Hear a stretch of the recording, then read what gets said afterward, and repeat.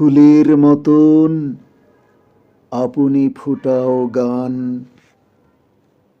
হে আমার নাথ, এই তো তোমার দান।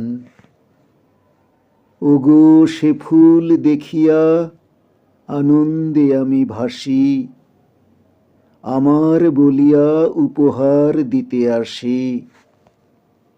তুমি নিজ হাতে তারে তুলে লও স্নেহে হাসি। দয়া করে প্রভু রাখো মোর অভিমান।